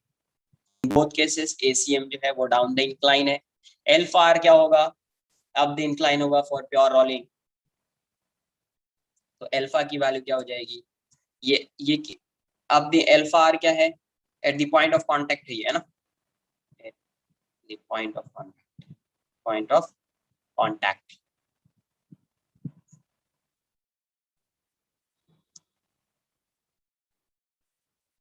तो अब यहाँ से इसका motion जो है ये translational plus rotational है, तो अल्फा से ऐसा रोटेट कर रहा है और एसीएम से इस डायरेक्शन में।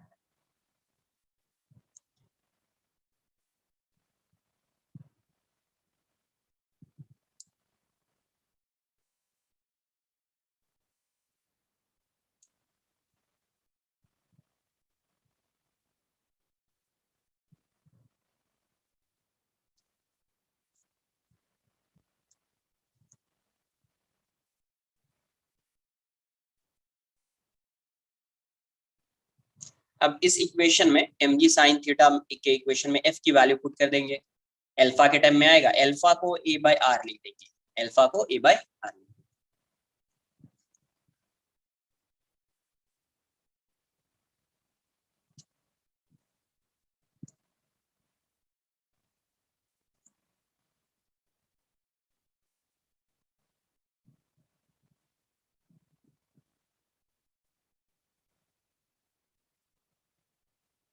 डन।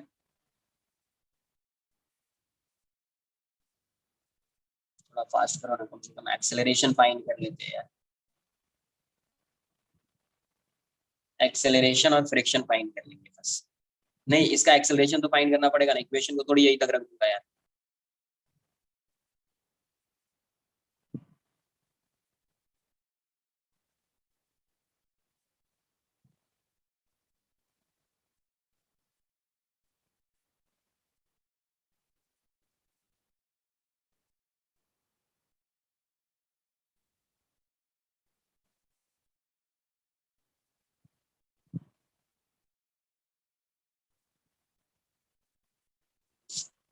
तो यहां से देखिए फ्रॉम 1 and 2, साथ में नोट करो अभी, फ्रॉम 1 and 2 क्या हो जाएगा, mg sin थीटा, f की वैल्यू पुट कर देता हूं मैं, ICM alpha by R equals to ma। तो यहां से आएगा mg sin theta minus ICM, alpha की वैल्यू क्या है, अल्फा जो होगा वो, अल्फा जो है वो कितना होगा, a by R upon R, में कहां से आया, तो फ्रॉम 3, फ्रॉम 3। तो mg sin theta equals to ma plus ICM by R square into A. तो यहाँ से mg sin theta equals to m plus ICM by R square into A. तो a की वैल्यू क्या आ गई आपको, a आ जाएगा mg sin theta by m plus ICM into R square. अब देखो, अगर आप रोलिंग बॉडी जो कंसिडर कर रहे हो, एक रिंग कंसिडर कर रहे हो, एक डिस्क कंसिडर कर रहे हो, एक सॉलिड स्फीयर कंसिडर कर रहे हो, हॉलो स्फीयर, एक सॉलिड सिलेंडर, हॉलो सिलेंडर, तो इन सब का मास मैं सेम अज्यूम कर लेता हूँ और रेडियस भी सेम अज्यूम कर लेता हूँ।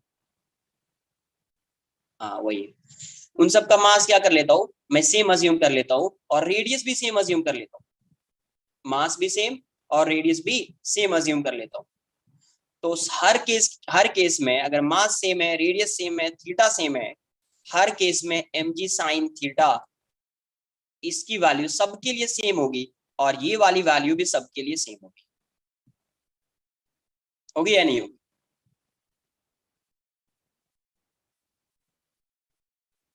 तो उस केस में क्या होगा, जिसका मोमेंट ऑफ इनर्शिया ग्रेटर होगा, जिसका मोमेंट ऑफ इनर्शिया ग्रेटर होगा सेंटर ऑफ मास के अबाउट, उस केस में उसका डिनोमिनेटर जो है वो ग्रेटर हो जाएगा। तो डिनोमिनेटर ग्रेटर होने का मतलब क्या है, जो एक्सेलरेशन होगा वो उसका लेस हो जाएगा, उसका एक्सेलरेशन लेस हो जाएगा। तो जिसका मोमेंट ऑफ इनर्शिया स्मॉलर होगा उसका एक्सेलरेशन ग्रेटर होगा। यहां से वो रिलेट करना है। तो अब इसको मैं ऐसे लिख देता हूँ, I equals to M G sine theta equals to m, इसको आप लिख सकते हैं mk square upon R square. m common ले लीजिए तो कैंसिल आउट हो जाएगा, m कॉमन लेंगे तो ये इससे कैंसिल, तो a की वैल्यू क्या आ जाएगी, g sine theta by 1 plus के स्क्वायर बाय आर स्क्वायर, के स्क्वायर बाय आर स्क्वायर, ये आ जाएगा एक्सेलरेशन। ये क्या आ जाएगा, एक्सेलरेशन। ठीक है, इसको लर्न कर लीजिए, ज्यादा बेटर है। तो यहां से अगर आप देखेंगे for same M and R, same इसके लिए एम आर एंड थीटा भी बोल दीजिए, सेम इंक्लिनेशन है तो एम एंड आर, आई किसका ज्यादा होता है, रिंग का होता है। I ring equals to I hollow cylinder, axis के दोनों का होता है M R square, is greater than क्या होता है, I hollow hollow square 2/3 M R square होता है ना, greater than I disc M R square by 2 होता है, 0.5 ये 0.66 equals to I solid cylinder is greater than I solid sphere. Ring, hollow cylinder, hollow sphere, disk, solid cylinder, solid sphere. तो ये होता है, सेम मास और radius same है, तो यहां से क्या आएगा, हेंस जिसका मोमेंट ऑफ इनर्शिया ग्रेटर है उसका एक्सेलरेशन लेस होगा। तो A ring equals to A H C less than A H S less than A disc, a solid cylinder is less than a hollow solid sphere। तो सबसे ज्यादा acceleration किसका होगा, solid sphere का। मतलब इसको सेम डिस्टेंस कवर करने के लिए कम टाइम लगेगा, सेम डिस्टेंस कवर करने के लिए कम टाइम लगेगा। तो टाइम, वेलोसिटी वो सब नेक्स्ट लेक्चर में देखेंगे, फ्रिक्शन भी की वैल्यू भी फाइंड करेंगे नेक्स्ट लेक्चर में, उसको देखेंगे। ठीक है, क्या डाउट है प्रीवियस लेक्चर में, क्या डाउट है, बोलिए डाउट।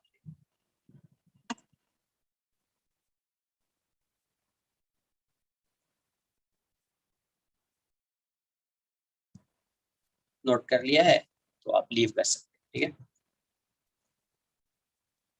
क्या डाउट है प्रीवियस लेक्चर में, बोलिए क्या डाउट। जिसने नोट कर लिया वो लीव कर सकते।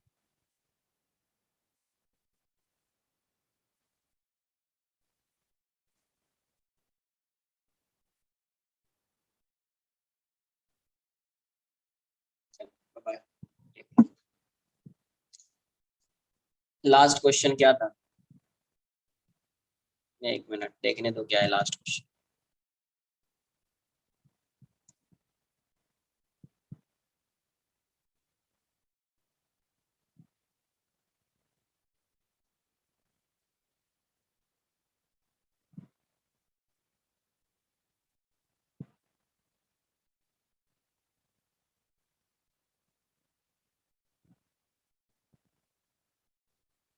अभी लेक्चर 13,